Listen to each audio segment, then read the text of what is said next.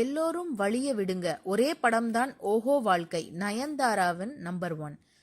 நயன்தாரா, ஷாருக் கான், தீபிகா படுகோனே உள்ளிட்டோரை பின்னுக்கு தள்ளி நடிகை நயன்தாரா நம்பர் 1 இடத்தை பிடித்திருக்கிறார்.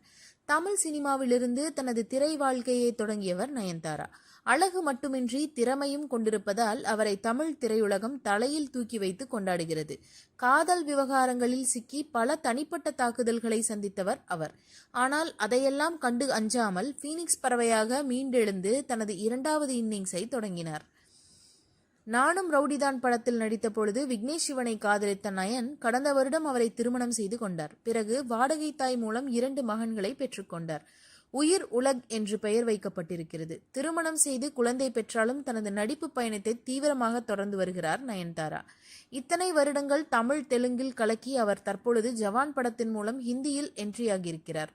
அட்லி இயக்கத்தில் உருவாக இருக்கும் அந்த படத்தில் ஷாருக் கானுக்கு ஜோடியாக நடித்தார். இந்த படம் வெற்றி பெற்றால் பாலிவுட்டிலும் ஒரு பெரிய ரவுண்டு வரலாம் என்று கணக்கு போட்டிருக்கிறார். அதன் வெளிப்பாடுதான் இன்ஸ்டாகிராமில் ஜவான் ப்ரமோஷனுக்காக கணக்கு ஆரம்பித்தது. அவர் எதிர்பார்த்தபடியே ஜவான் படம் சூப்பர் ஹிட் அடித்திருக்கிறது. அதிலும் நயன்தாராவின் நடிப்பு அப்ளாஸை அள்ளி இருக்கிறது. பில்லா படத்திற்கு பிறகு ஆக்ஷன் காட்சிகளில் பட்டையை கிளப்பியிருக்கிறார். இந்த படத்தில் சில பல குறைகள் கூறப்பட்டாலும் பெரும்பாலானோர் சொன்ன பொதுவான விஷயம் நயனின் நடிப்புதான். அவரை இப்படி பார்த்து பல வருடங்களாகிவிட்டதாக கூறி வருகிறார்கள். இந்நிலையில் நயன்தாரா இந்திய அளவில் நம்பர் 1 இடத்தை பிடித்திருக்கிறார்.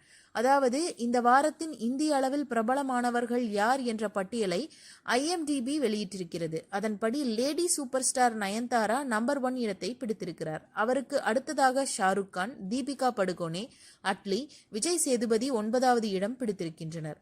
ஒரே படத்தின் மூலம் இந்திய அளவில் பிரபலமானவர்கள் பட்டியலில் நம்பர் 1 இடத்தை பிடித்திருப்பதால் கண்டிப்பாக அடுத்தடுத்து அவர் ஹிந்தியில் கலக்குவார் என்று எதிர்பார்க்கப்படுகிறது. தமிழில் அவர் ஜெயம் ரவி நடிக்கும் இறைவன் படத்திலும் தனது 75வது படத்திலும் கமிட் ஆகி இருப்பது குறிப்பிடத்தக்கது.